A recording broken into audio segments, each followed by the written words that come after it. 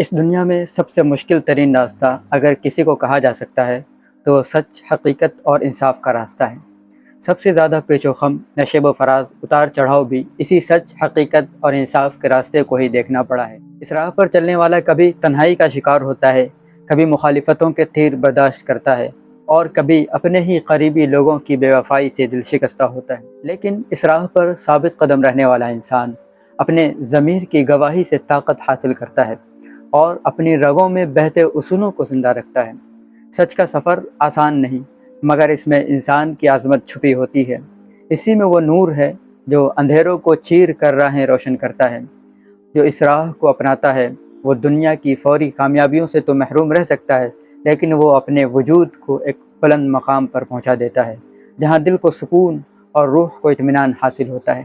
چنانچہ اسی سچ کے مشکل ترین راستے پر کامیابی کے ساتھ چل کے دکھایا ہے نوجوان خاتون صحافی رانا ایوب نے، جس کا زندہ ثبوت میرے پاس موجود 2001 سے لے کر 2010 تک گجرات کے کلیدی عہدوں پر براجمان لوگوں کے خفیہ و تفتیشی انٹرویوز اور گفتگو کی رودات کا مجموعہ گجرات فائلز نامی یہ کتاب ہے۔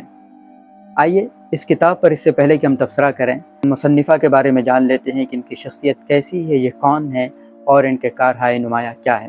رانا ایوب ایک آزاد، دلیر اور باہمت خاتون ہے جن کی پیدائش 1 مئی 1984 عیسوی میں شہر عروس یعنی ممبئی میں ہوئی۔ رانا ایوب ابھی 7 یا 8 سال کی ہوئی تھی کہ علاقے میں فسادات کی آگ بھڑک اٹھی، جس کے بعد ان کا خاندان مسلم اکثریتی علاقے دیونار منتقل ہو گیا۔ یہ تجربہ ان کی زندگی کا ایک اہم موڑ ثابت ہوا جس نے انہیں فرقہ وارانہ تشدد کی حقیقت سے روشناس کرایا۔ رانا ایوب ایک مسلم ہیں اور ان کی نشو و نما ایک ایسے ماحول میں ہوئی جہاں مذہبی روایات اور جدید سوچ کا امتزاج موجود تھا۔ صحافت یعنی جرنلزم میں ان کا قدم 2000 کی دہائی کے اوائل میں تہلکہ نامی تحقیقاتی اور سیاسی میگزین سے پڑھا۔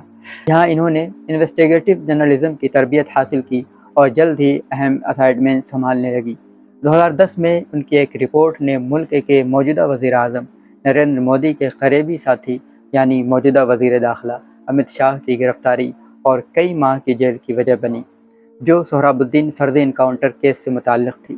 پھر عدالت نے اس شرط پر ضمانت دی کہ وہ گجرات میں داخل نہیں ہوگا۔ یہی وجہ ہے کہ آج بھی امت شاہ کو تڑیپار کہا جاتا ہے۔ یہ واقعہ ان کی کیریئر کی پہلی بڑی کامیابی تھی جس نے انہیں قومی سطح پر توجہ کا مرکز بنایا۔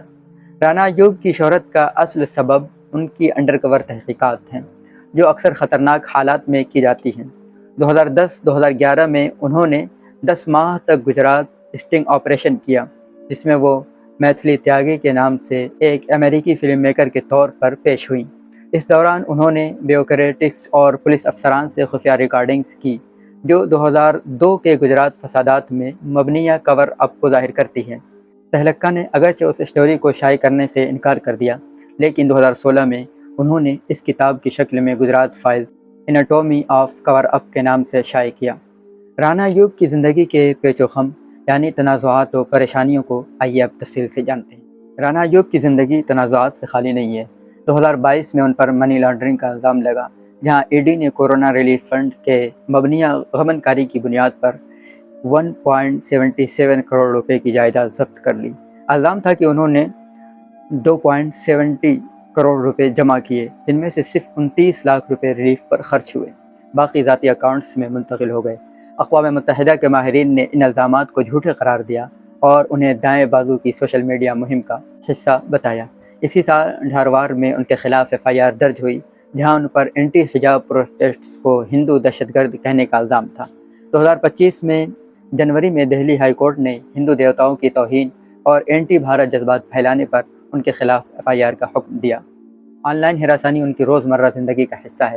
2018 میں انہیں موت اور عصمت دری کی دھمکیاں ملی، ذاتی تفصیلات لیک ہوئیں اور ڈیپ فیک پورنوگرافی سے نشانہ بنایا گیا۔ 2022 میں ایک ایپ سامنے آیا تھا جس میں مسلم خواتین کو ہدف بنایا گیا تھا، اس میں رانا ایوب بھی شامل تھیں۔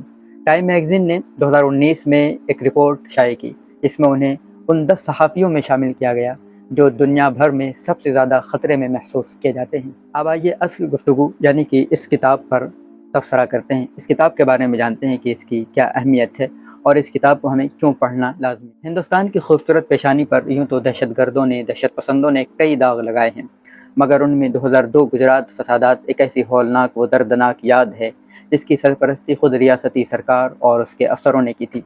یہ حقیقت چڑھتے سورج کی طرح واضح اور صاف ہو چکی ہے کہ اس ہندو مسلم مخالف فساد کو نہ صرف ہوا دی گئی بلکہ منظم و منصوبہ بندی کے ساتھ مسلمانوں کی بستی اجاڑی گئی، بچے یتیم کیے گئے، بزرگ آگ اور لاٹھی ڈنڈوں کے حوالے کیے گئے، اور وہ صورتیں جنہیں دیکھ کر عام طور پر امن و حفاظت کا یقین پیدا ہوتا ہے، ان کی گردنیں بھی اس دن دہشت گردوں کے اشارے پر خم تھیں۔ پورا گجرات خون سے لہو لہان تھا، دولت مندوں سے لے کر فقیر و غریب سب مارے جا رہے تھے۔ احسان جعفری جو کہ ممبر آف پارلیمنٹ رہ چکے تھے، وہ بھی اسی فساد میں شہید ہوئے، اور بھی دیگر بڑے بڑے چہرے اس دن زندگی کی بھیک مانگ رہے تھے، مگر سر میں نفرت کا جنون اکثریت کے دماغ میں سوار ہو چکا تھا۔ تو پھر جو ہوا وہ ہندوستان کی تاریخ کا سیاہ باب بن گیا۔ یہ گجرات فائلز نامی کتاب اس خون ریزی میں شامل سرکاری و غیر سرکاری لوگوں کے انسانیت سوز جرائم کا قبول نامہ ہے، جس کا اعتراف رانا ایوب نے کمال ذہانت سے خفیہ طریقے سے خود کو میتھلی تیاگی بنا کر کرایا۔ یہ کتاب انڈر کور انویسٹیگیشن کی ایک شاندار مثال ہے، جس میں میتھلی تیاگی یعنی رانا ایوب نے نہ صرف اپنی جان کو خطرناک لمحات کے حوالے کیا بلکہ 10 مہینے مسلسل گھر اور خود اپنی شناخت سے دور رہ کر قانون کی حفاظت کا لبادہ اوڑھے بھیڑیوں کو بے نقاب بھی کیا۔ 27 فروری 2002 کے بعد سے گجرات میں کیا کیا ہوا اس کی منہ بولتی تصویر یہ کتاب ہے۔ اس کتاب کا مطالعہ ایک ایک شخص کو ضرور کرنا چاہیے تاکہ انہیں معلوم ہو کہ کیسے سیاسی پارٹیاں فسادات کی آگ بھڑکا کر اس میں اپنے اپنے مفادات کی روٹیاں سینکتی ہیں، کیسے دم ہلانے والے افسروں کو ترقی دی جاتی ہے اور قلب و ضمیر رکھنے والوں کو زندہ لاش بنا دیا جاتا ہے۔ میتھلی تیاگی یعنی رانا ایوب کی یہ تحقیق اس ادارے کی سرپرستی میں ہو رہی تھی، اس کا نام ہے تہلکہ۔ بعض پرسنل ایشوز یا سیاسی ڈر و خوف کی وجہ سے ادارے نے اس تحقیقاتی رپورٹ کو شائع کرنے سے تو انکار کر دیا، اس کے بعد خود مصنفہ نے اسے انگلش زبان میں مرتب کیا۔ کتاب کی آخری لائن دیکھیں کہ اس میں کتنا درد و کرب جھلک رہا ہے، مگر خیر اللہ تعالیٰ نے رانا ایوب سے ایک بہت بڑا کام لیا جو اچھوں کے بس سے باہر تھا۔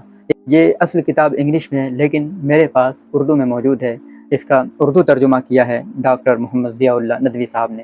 اردو داں طبقے کے لیے بھی اس کتاب کو ضرور پڑھنا چاہیے، اور 2002 کے بعد سے ہندوستان کے کیا حالات بنے ہیں، کیسے سیاسی پارٹیوں نے مسلمانوں کا استحصال کیا اور اس ملک میں اپنے وجود کو مستحکم کیا، اسے سمجھنے میں آسانی ہوگی، اور فسادات کے موقع پر اقلیت کا کردار کیا ہونا چاہیے، فسادات کے موقع پر کسی بھی طبقے میں، کسی بھی علاقے میں، کسی بھی بستی میں اپنی حفاظت کیسے کی جا سکتی ہے، اس کے جوابات انشاءاللہ اس کتاب میں ملیں گے۔ امید ہے آپ کو یہ ویڈیو پسند آئی ہوگی، اگر ہاں تو ہمارے اس چینل کو لازمی سبسکرائب کر لیں اور اس ویڈیو کو اپنے اردو طبقے تک یا تمام حساس دوستوں تک لازمی شیئر کریں۔ ملتے ہیں پھر کسی اور ویڈیو کے ساتھ، تب تک کے لیے اپنا خیال رکھیں۔ السلام علیکم ورحمۃ اللہ وبرکاتہ۔